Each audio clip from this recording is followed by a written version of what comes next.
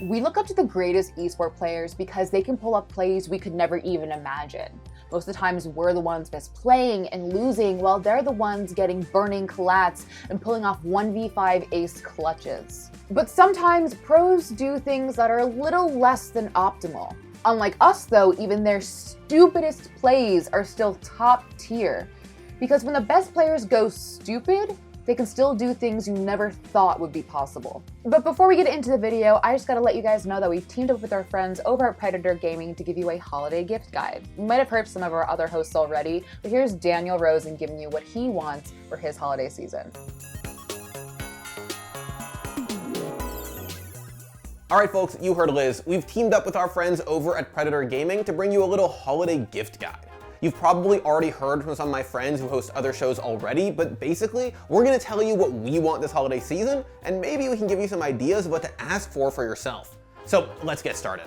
The pandemic is finally ending, and I'm really excited to finally get to travel again.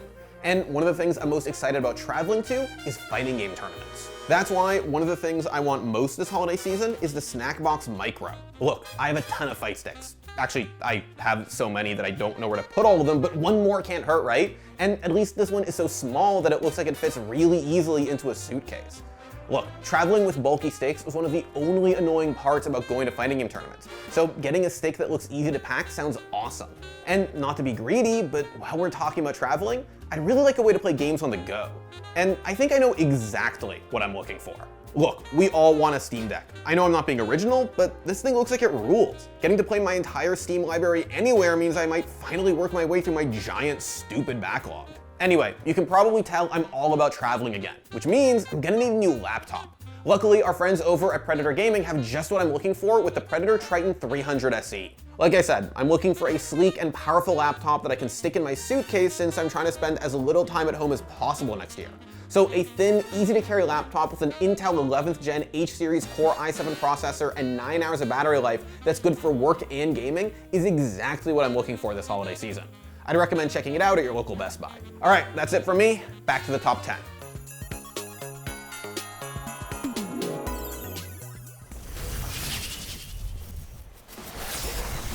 Kicking off our list is an outplay so staggeringly simple, you could only come from the GOAT. Could be really rough for Simple to actually get through this. He's gonna throw the AWP in. Oh my god! Simple, what is happening?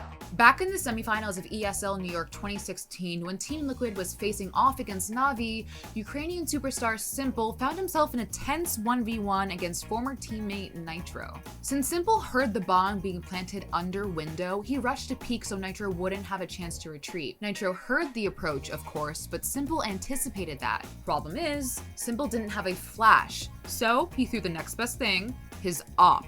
Could be really rough for Simple to actually get through this. He's gonna throw the AWP in. Oh my god! Simple, what is happening?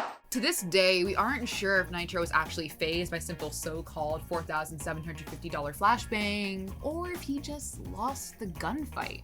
What you've basically done to everyone playing Counter-Strike for the next 3 weeks is everyone is going to be throwing AWPs over walls now. Thanks for that. It was just like fake, you know? He's like, what the f is going on? Yeah, that's all. Throwing our AWP before a round-deciding duel isn't exactly a brilliant play, but when Simple does it, it just works. Taking the number 9 spot on our list is the time EE Sama bought Rapier on Slark. It's the upper bracket final of the Shanghai Major in 2016. Secret were down 2 racks as the Team Liquid, and their cheese-adoring carry, Eternal Envy, was doing everything he could to keep his squad alive. I think the Secret wanted there. They may lose Roshan, and as you said, this is going to be massive for Liquid. Envy, okay, that's a freebie. That's a freebie, and it's a big one. 50 seconds, no touch. They can go on this. Oh, Kuroki getting shot forward, but he's there coming in as well. They pull Kuroki out of the side, and he's going to go down. That's a really kid. Now let's see if Envy gets there back in. There's a huge stun for Pi. Onto the Timberman, final spot to beat Envy, but Envy, picking up his stand, he gets charged up. The sun is one with the shot. The Destiny blast for we are. Then thrown down by Control, just joined up, Envy lives. After executing a crucial team wipe, Eternal Envy had racked up enough gold to buy his next big game-winning item, which everyone thought was going to be Abyssal Blade, since it synergized with Slark's single-target teardown. Instead, he went a different route. For those who don't know, Divine Rapier is an egregiously expensive all-or-nothing gamble. It boosts your right clicks by a whopping 300 damage, but if you die while holding it, your enemy can pick it up off your corpse. It's also terrible on Slark because his base attack speed is low until he's stolen enough agility with Essence Shift. All in all, it was an absurdly risky pickup, but somehow EE pulled it off. He turns towards Crokey, Crokey's got the scepter. Maybe what's the plan? We have come through as well. Drop the ice down the middle of the almost the mountain turn. It's Envy eating through the side of Liquid. 1-2 double kill as he takes down Jarrett and now chasing out far as well. Look at the hex up the start from Puppy. Envy comes in. GG is called! 2-0 to Secret, and Envy does it with the boys with the Rapier slug. Look at the emotions there in the booth. They can't quite, but Secret, I don't think a lot of people would have believed this coming into this tournament. All hail EE Sama.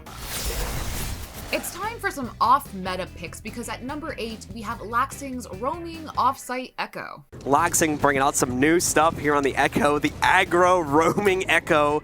Not something that you see very often. Not the first time we've seen it either, to be fair, but certainly the first time I've seen it in this style. All's fair in love and war, and bullet holes definitely fit that description. Facing off against Team BDS in the group stage of the 2026 Invitational, Laxing knew he was going to have to get extra ratty to bring down Shaiko, BDS's superstar. But no one expected him to bust out Echo for the job. Of all the operators, Laxing is all the way in Narnia with the bullet holes in the wall of billiards. Oh my god. And he gets him! Laxing! Oh, you want to talk about rat. That is ridiculous. Echo is mostly used to anchor sites in Siege, not roam around the map and look for picks. But Laxing wasn't just using Echo's ACOG to abuse insane lineups. He was executing jiggle peeks with one of his yokai drones to scout for potential runouts. He's like, I think he's in strip, and now Laxing is staying over here, and he's jiggling a yokai out of the door to see if he can kill anybody on a run out. This is the most aggressive Echo play. This isn't the kind of pick that should pan out at the literal World Championships, but it led to Reciprocity winning the round and the map. Not too shabby. At number 7, it's Mango, proving sometimes the smartest plays are also the dumbest. I think you do need that edge guard, and I think you should take me seriously, because look at the scoreboard right now. Yeah, I got numbers on the... Oh! Yo, did he just walk up slowly and down smash? He did. During his winner's quarters matchup against Hax at Big House 4, Melee legend Mango was looking for ways to not only throw his opponent off his game, but toss him a little bit of shade as well. There's been a conversation between these two players for a long time where Mango was even making fun of him on the mic yesterday, saying every conversation I ever have with Hax, he complains about Falcon. And I tell him all the time that I can beat him with my Falcon, and now it's finally happening. Yeah. I witnessed the money match at EVO 2014, and Mango bodied my dude, Hax. But with Hax at set point, Mango was staring down the barrel of a brutal upset, which is when he did this. I think you do need that edge guard, and I think you should take me seriously, because look at the scoreboard right now. Yeah, I got numbers on the... Oh! Yo, did he just walk up slowly and down smash? He did. Now, those who know Mango know he's cerebral, unpredictable, and plays by feel. But, as we all know, there is a thin line between genius and insanity. What Mango did was quite literally drop his defenses and walk to his death.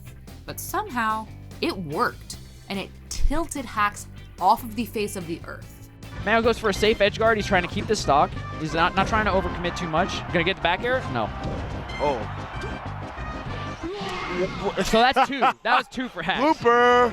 2, yeah, it goes in the blooper reels. That was a very intense moment, and I'm not sure how that happened.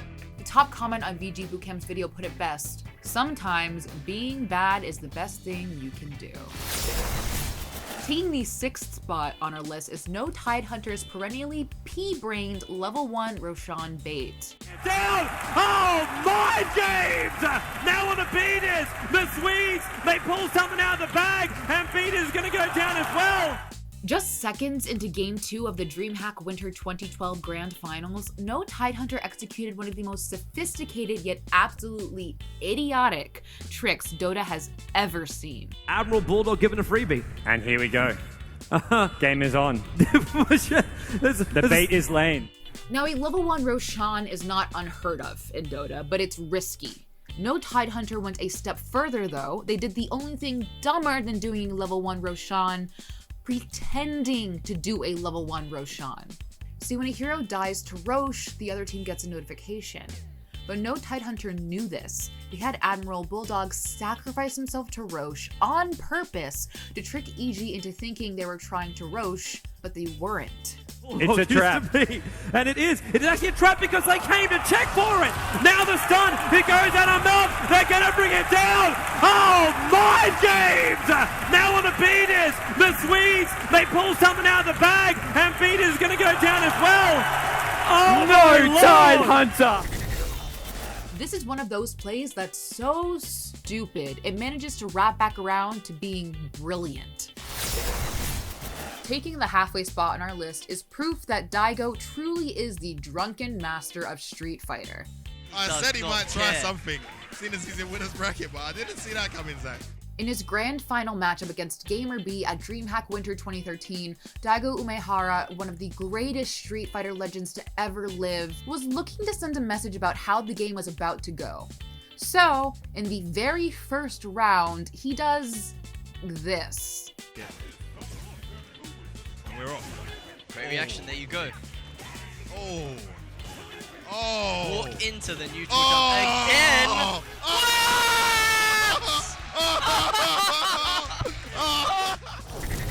The first two uppercuts were reasonable anti-airs, but the rest, they were just cruel and tilting.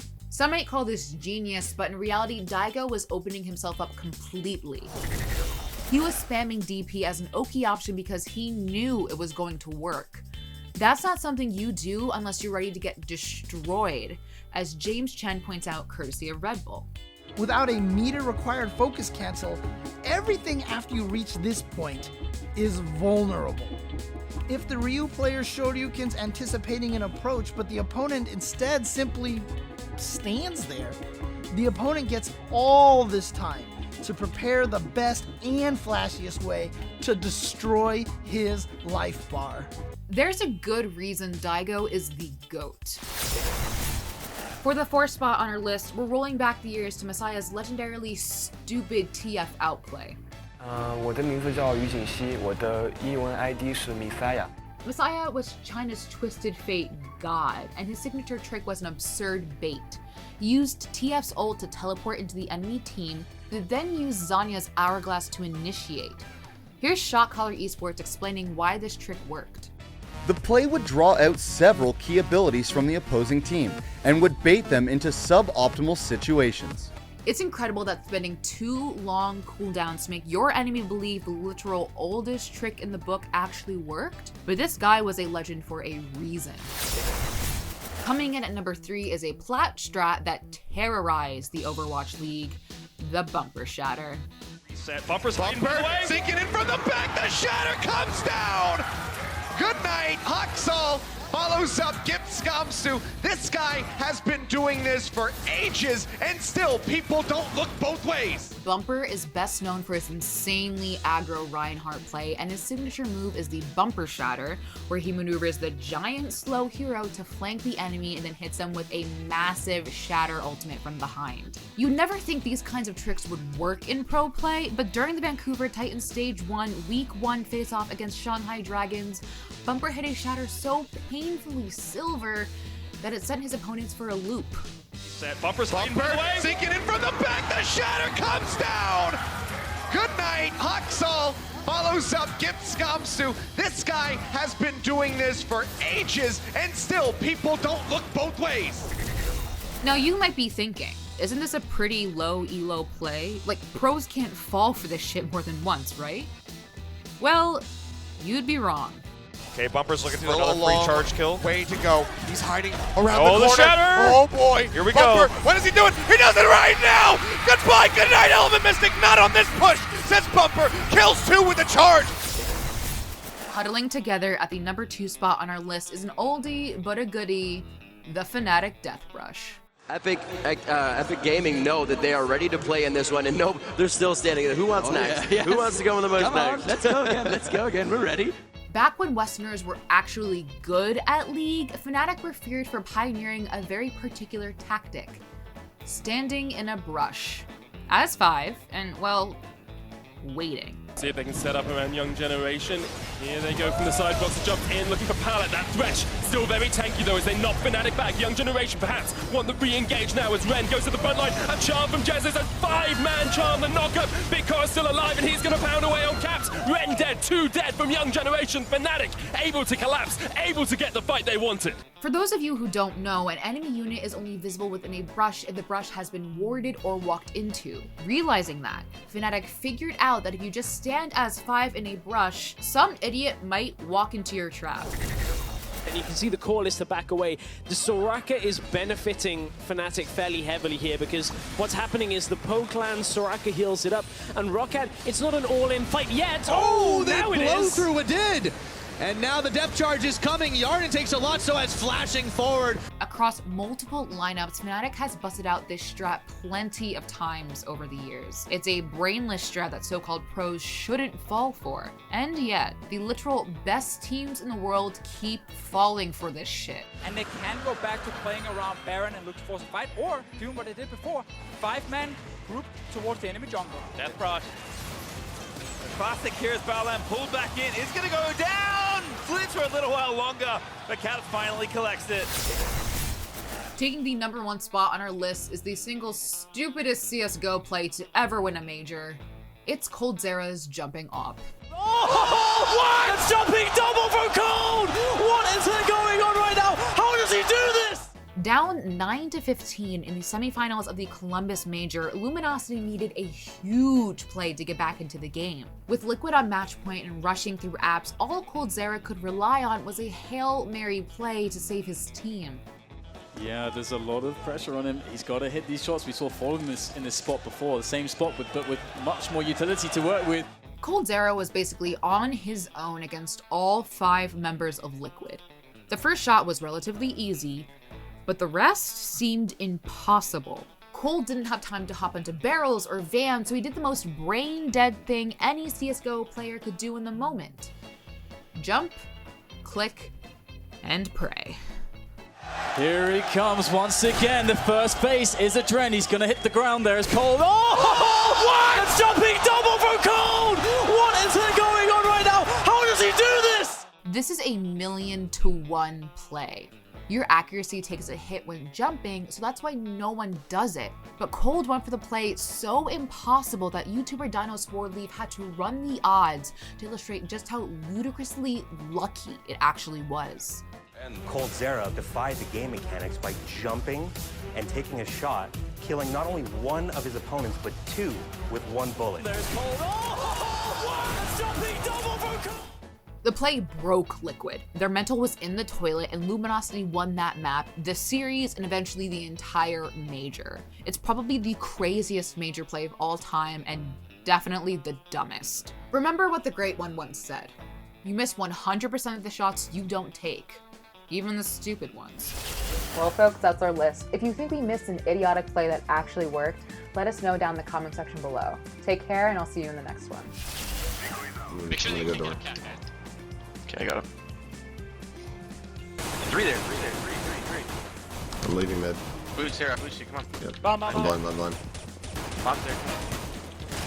I'm blind. Went out mid. Dead. Wow. Eric. Good fucking round, dude. I don't think they heard you ever. They never knew where you were.